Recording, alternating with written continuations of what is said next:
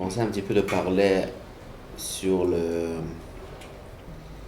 languissement de la Géoula, Ah, qui est le. non. Comment vous appelez, qui est Alors, faire un gros jeu d'image. Davar Beito Matov. Ok. Il y a un concept de la Chassidut qui est un concept très riche. Peut-être aujourd'hui on va juste un petit peu toucher ce concept. C'est l'idée de Tohu et Tikkun. Il y a un monde de Tohu, un monde spirituel de Tohu. Et ce monde spirituel de Tohu, c'est de là qui proviennent tout concept de séparation de Kadosh Baruch Hu. C'est-à-dire, par exemple, tu vois voilà, une assiette. On ne voit pas que cette assiette elle est créée par le Kadosh Baruch Hu tout de suite maintenant. D'où ça vient? Ça vient par l'intermédiaire du monde de Tohu. Moi, en moi-même, par exemple, j'ai mon Nefesh Abahamit, qu'ils se sont séparés. D'où elle provient? Du monde de Tohu. Par contre, le monde de Tikkun, c'est le monde par lequel parvient toute connexion avec Kadosh Baruch Hu. Par exemple, mon âme divine, elle vient de là-bas. Okay. Alors, c'est quoi la différence entre le monde de Tohu et le monde de Tikkun? C'est écrit que le monde de Tohu, il y a des grandes lumières et des petits kilim.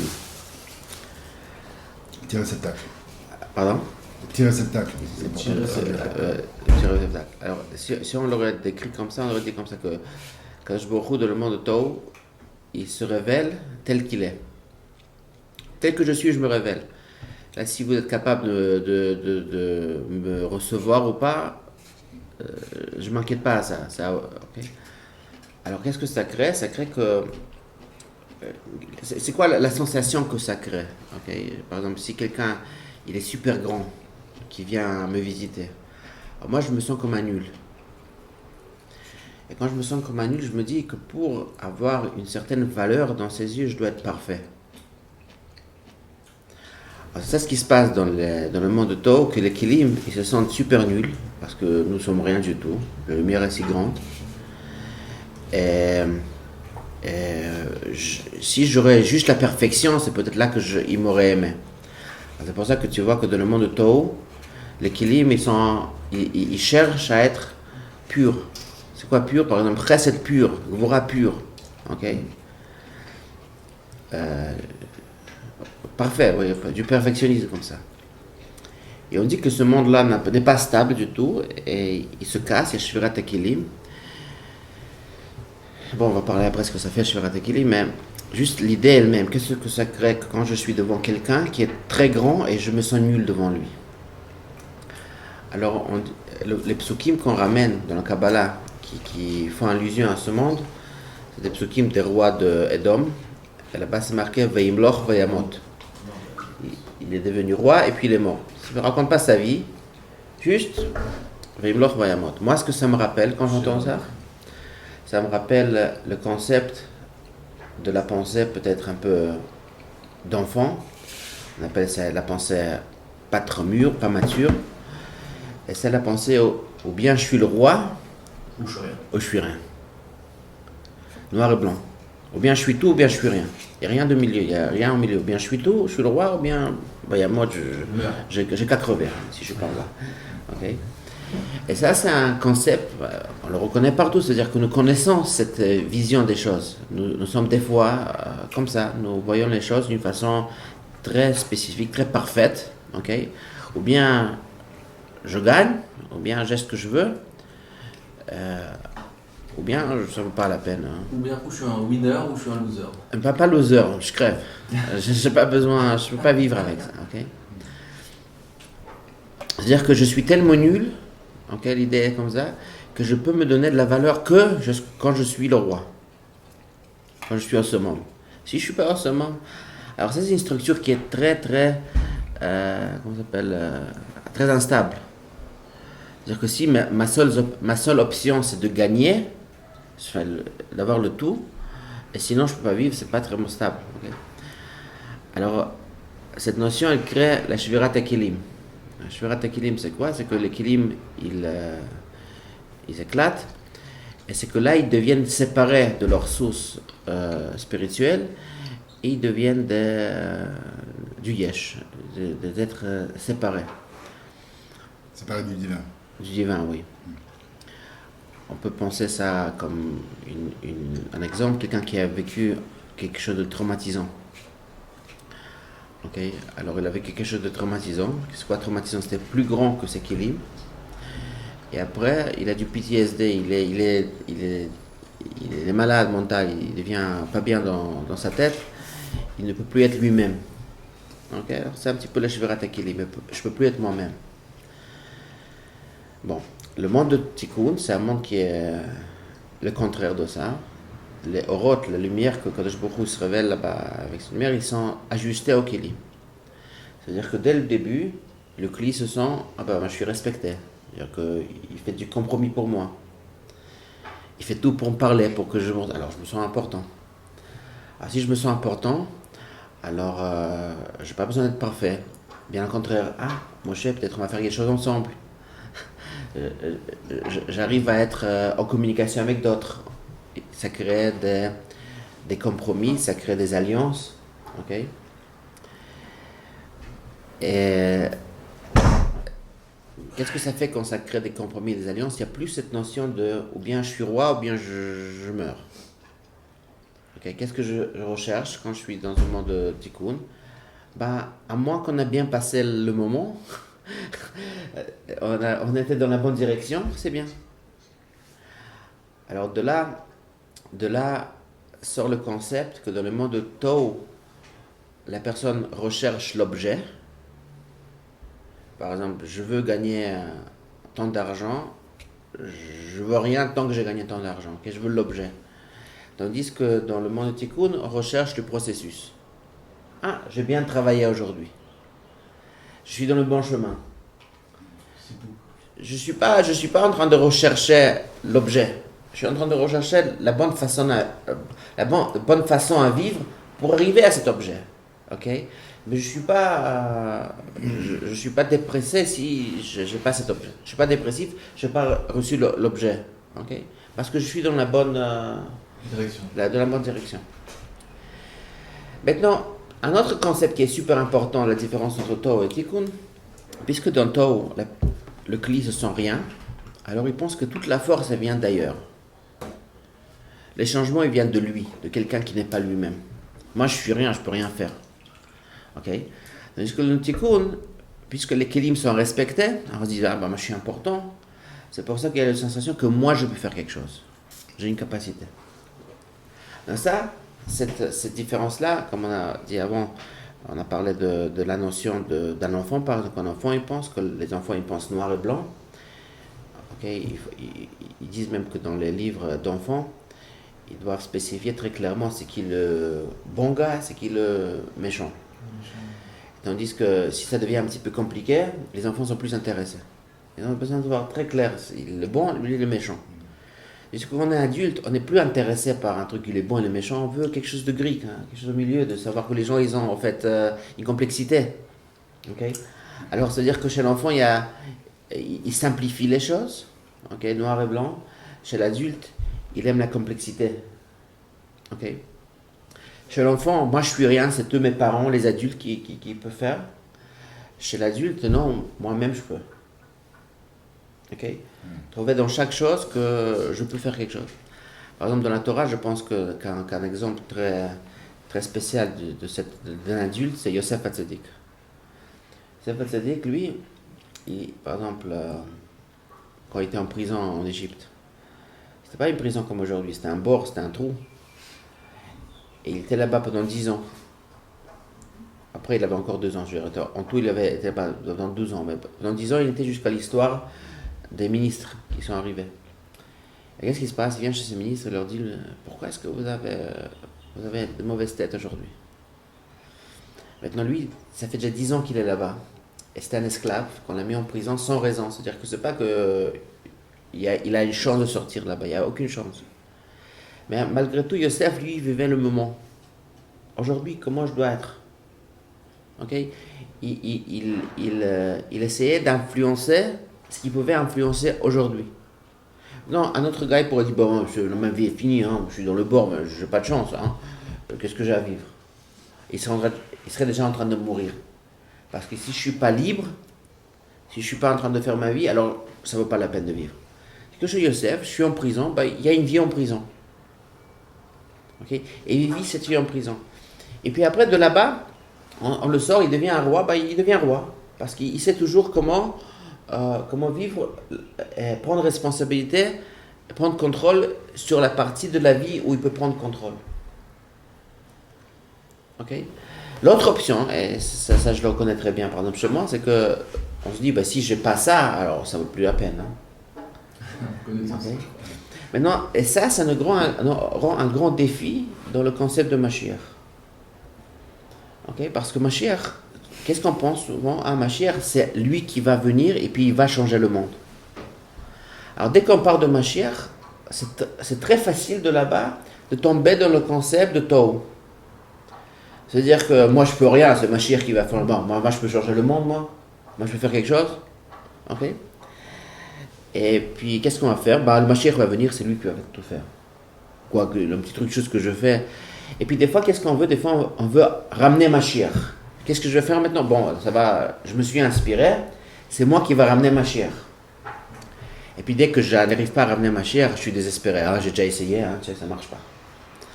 Alors, qu'est-ce qui se passe vraiment ici? Je veux le produit, je veux Mashiach. Je veux changer le monde. Et ça, c'est un concept qui est très fragile, comme on a dit avant. Ça crée un déséquilibre par rapport aux résultats qui n'arrivent pas. Qui n'arrivent pas, exactement. Et plus que ça, moi, je ne suis rien. C'est lui qui va tout faire. Okay? Alors, ça fait que dès qu'on pense de Mashiach, il y a un certain danger. Maintenant, il y a d'autres gens. Il y a des gens, évidemment, on connaît, il y a des gens qui se sont dit, tu sais, Mashiach, c'est un concept dangereux. Et on ne va plus croire en Mashiach. On va faire juste des choses qu'on peut faire tout seul. Par exemple, quand c'était Shiva Sarbat Tammuz, j'ai vu qu'il y avait une petite polémique. Aujourd'hui, en Israël, si on doit continuer à jeûner Shiva Sarbat Tammuz. Pourquoi? Puisque nous avons l'État d'Israël, alors est-ce qu'on doit toujours jeûner pour la galoute?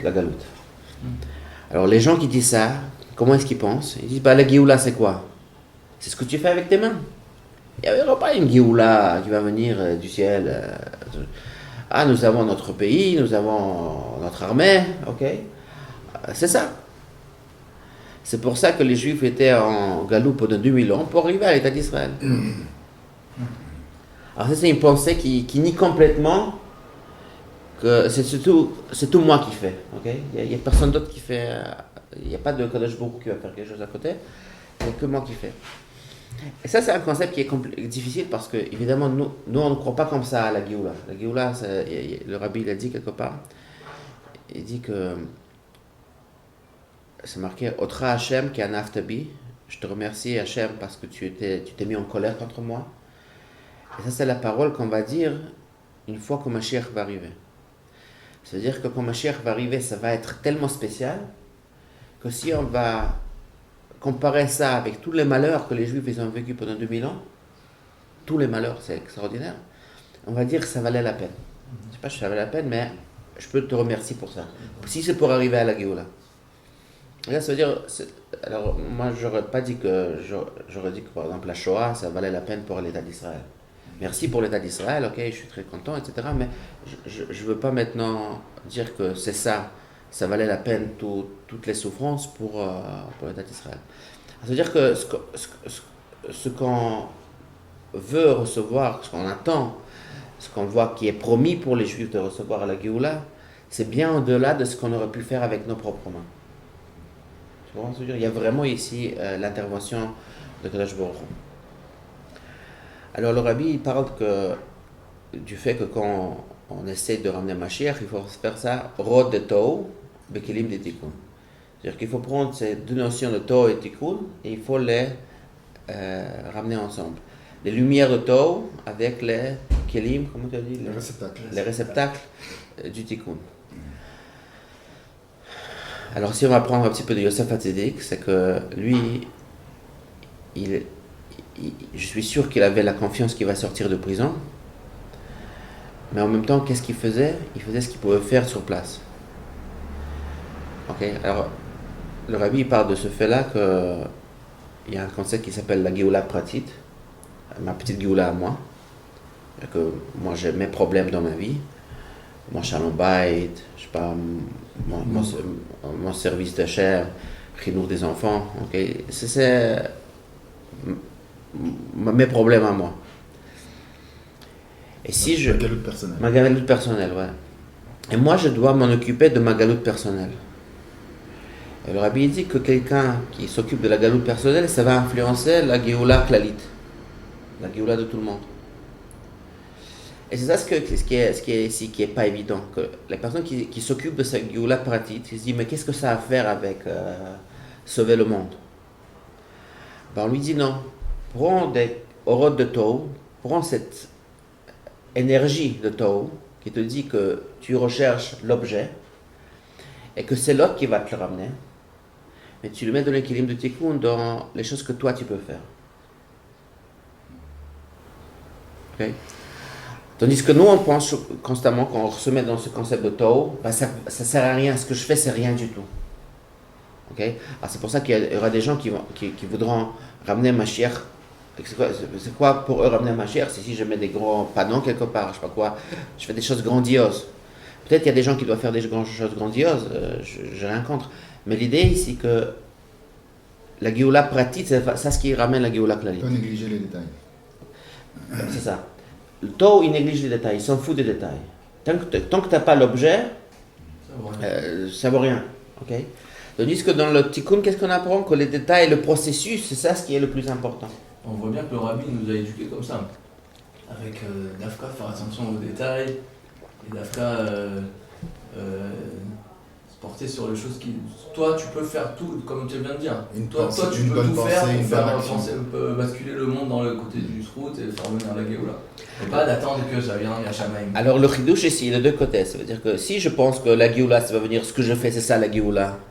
Ben non. Alors là, je suis dans la même histoire que ceux qui pensent que l'État d'Israël, c'est déjà la Géoula. Okay?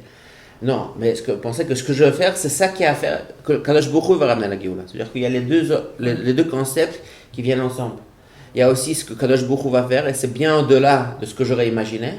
Mais pourquoi est-ce qu'il fait ça? Parce que moi, je fais mes petits trucs à moi.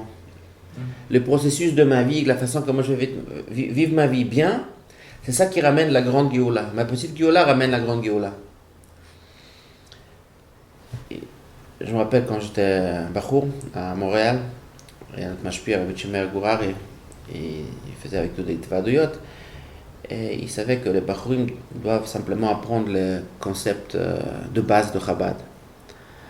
Alors on me disait, c'est quoi le concept de base de Chabad? C'est Avoda B'Koach Atzmo. La personne doit faire tout seul. Et c'est un concept super central dans l'idée de Chabad. Alors on dit, c'est quoi le rabbi alors? Puisque ça veut dire le rabbi, c'est celui qui te montre que tu peux faire tout seul. C'est celui qui t'encourage, te donne la force pour que tu puisses faire tout seul. Okay? C'est un peu contradictoire, n'est-ce pas? C'est lui qui te donne la force pour que tu le fasses tout seul. Alors, pour faire tout seul, qu'est-ce qu'il faut savoir? Il faut savoir que je peux faire quelque chose. Il faut savoir que j'ai une importance. Okay? Que ma petite vie a de l'importance. Que mon petit détail, il a affaire avec quelque chose de grand. Okay? Donc, si quelqu'un qui pense que ce que je suis, c'est rien du tout, ou je ne suis pas important, ça vaut rien, etc., bah, il ne va pas faire la voda, il va toujours dire, bah non, c'est l'autre qui devrait faire, parce que lui, il fait le mieux. Okay? Il va être dans ce mode perfectionniste, et moi, je ne suis rien. C'est tout l'autre qui fait. Alors, vraiment, le système Chabad, c'est d'encourager Avoda B'Koach Atzmo, mais bon, en sachant que le corps pour l'avoda du Koach Atzmo, on le reçoit de quelqu'un. Okay? C'est-à-dire que c'est pas juste Tikkun, comme on dit, l'idée du Tikkun que je fais tout seul, mais il y a aussi Tohu qui est dedans. On dépend aussi des autres, et c'est l'union qu'il faut faire entre le Tohu et Tikkun qu'on a besoin maintenant. Orod de Tohu, Bekelim de Tikkun. En fait, on dit que Yaakov Avinu, qui représente le monde de Tikkun, il a vu Esav, son frère, qui représente le monde de Tohu. Il a dit, tant qu'il n'y a pas la Géoula avec lui, il n'y a pas de Géoula. Et à ce qui paraît, on est depuis cette époque-là de Yaakov et Esav, En fait, tout ce qui se passe, c'est pour les Varer et Tessav. C'est pour ramener le Orod de Tov dans l'équilibre de Tikkun. Pour faire exactement cet amalgame entre mon travail à moi, qui va ramener des résultats bien au-delà de ce que je fais. Okay, mon focus sur le processus qui va me ramener aussi un produit, un résultat. Et que moi je suis focusé sur le processus. Et cette croyance, cet espoir que mon petit travail, il est aussi tellement important qui va changer le monde. Et c'est vraiment ce qu'on a du mal à croire, que mon petit travail, il va changer le monde. Mon petit film que j'ai mis aujourd'hui, ça change le monde. Que j'étais gentil avec ma femme, ou bien j'étais poli avec le conducteur dans le bus. Okay? Oui, mais ça, c'est pas de Orod de Tov. Parce que si c'est ça l'interprétation de Orod de Tov. Non, c'est pas Orod de Tov. C'est pas Orod de Tov. C'est l'équilibre de Tikkun. Ouais. Mais à croire, qu'à quoi? Qu'est-ce que ça veut dire quand le rabbi vient, Kafret Nissan, il nous dit maintenant, le travail qui est demandé du peuple juif, de chacun d'entre nous, c'est de prendre ces orotes qui sont infinies, des lumières qui sont atomiques, et vous leur rentrez à l'intérieur des petits détails de la vie. Qu'est-ce que ça veut dire? Moi, j'ai compris plutôt l'idée de... je ne suis pas contre ce que je dis, mais le sirat de Kafret Nissan, je pense qu'il y avait une certaine friction entre comment nous on percevait le rabbi et comment le rabbi voudrait qu'on le perçoit. C'est que nous on percevait le rabbi que c'est lui qui va faire le travail.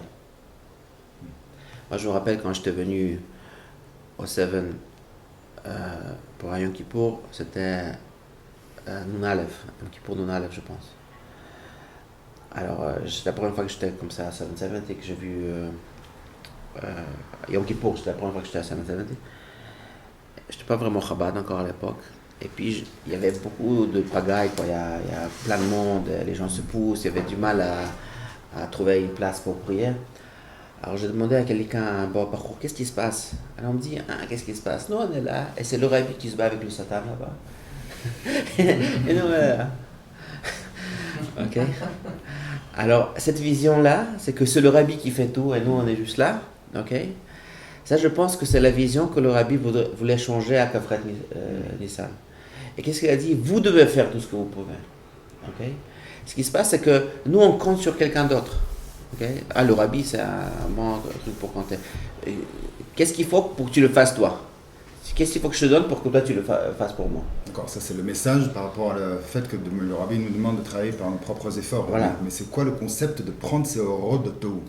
Alors, d'abord, je ne sais pas si ce que je veux dire, c'est ce que le rabbi demande, okay? Mais mon idée à moi, c'est que Orod de Tov, c'est quoi l'énergie de Tov? C'est que moi, je veux l'objet. Okay? Je veux l'objet. Je ne suis pas calme jusqu'à ce que j'ai l'objet.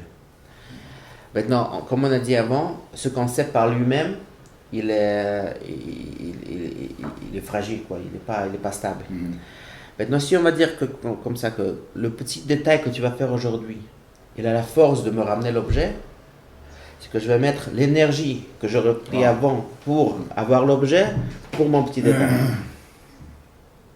Tu n'es pas cassé à chaque fois. Tu reçois les grandes orotes, les grandes lumières, mais tu n'es pas brisé parce que tu n'as pas l'objet. Oui, c'est ça. Tu continues parce que tu as une satisfaction. Par exemple, quelqu'un qui veut terminer le chasse, ou bien il termine une macerta, donc maman, oui. Alors, des fois, je suis inspiré, je veux le faire maintenant. Alors, d'accord, je vais le faire. Alors, je vais apprendre pendant 8 heures d'affilée. Ok, mais je ne vais pas terminer le macerta en 8 heures. Alors, il dit, bon, je suis fatigué. J'ai eu cet élan d'énergie une fois, mais d'apprendre une fois pendant 8 heures, ça ne me fait pas terminer ma certa. Mais si j'aurai cet élan, et je vais maintenant chaque jour en prendre pendant une demi-heure, alors je vais le terminer, la macerta. Mais je dois savoir que cette petite demi-heure que j'apprends, okay, ce processus que j'ai entamé, c'est lui qui va me ramener le produit. Okay? Si quelqu'un veut faire une diète, et puis il va jeûner, il va jeûner comme 2 jours, il va jeûner. Après il dit bon ça va. Okay. Mais si quelqu'un veut faire un petit changement dans ce qu'il mange, etc. Mais maintenant sur le coup, si tu regardes, qu'est-ce que j'ai appris aujourd'hui? Par exemple, si j'apprends une demi-heure, j'ai rien appris, j'ai appris un petit peu. Okay. Mais c'est rien ça. Tu veux terminer avec tout vote. Je Barbatra, mais c'est rien, t'as rien. Qu'est-ce que t'as appris? T'as rien appris.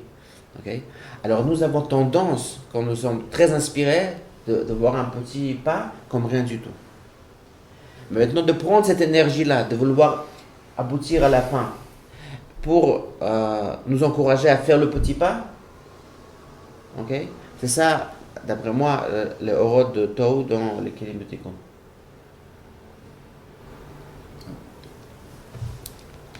Chaim. Chaim, horod de Tohu, le Kelim de Tikkun.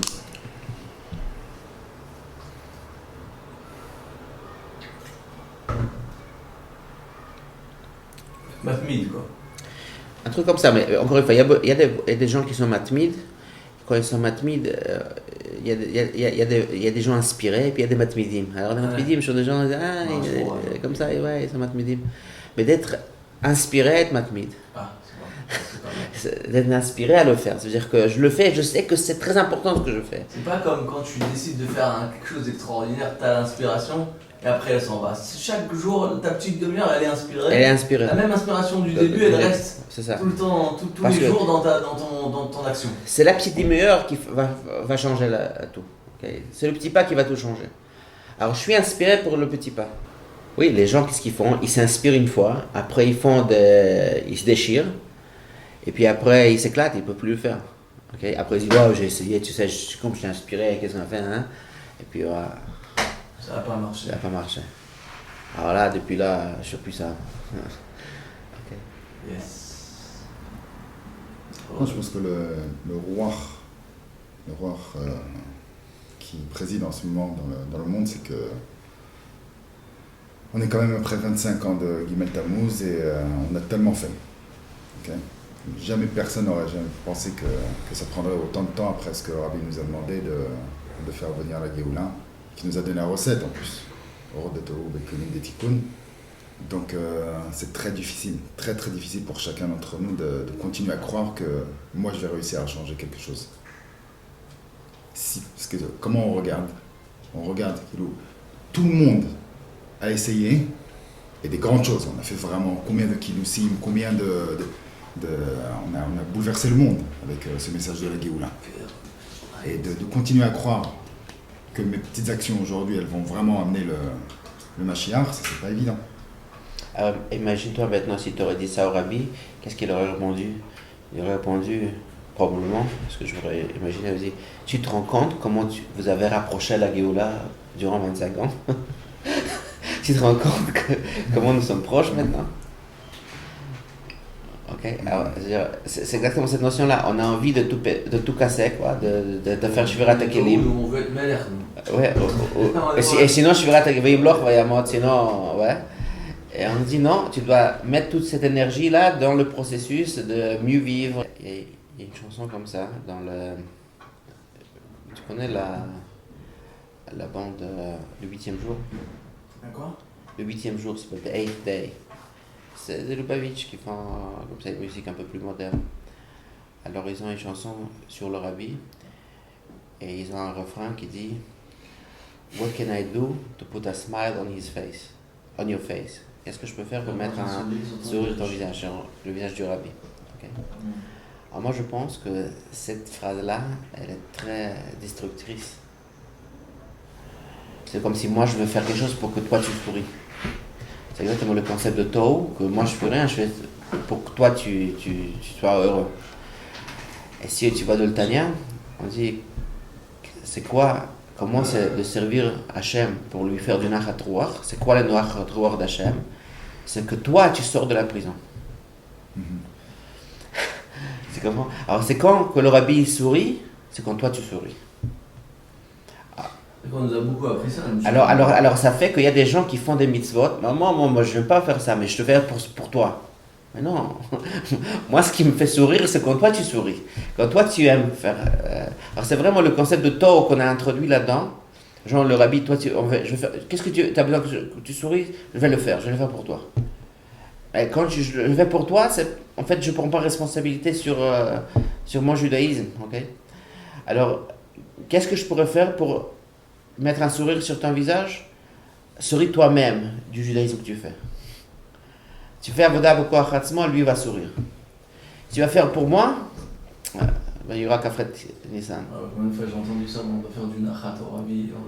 Non, moi, à mon avis, c'est une phrase très compliquée, quoi. C'est pas évident. C'est vrai?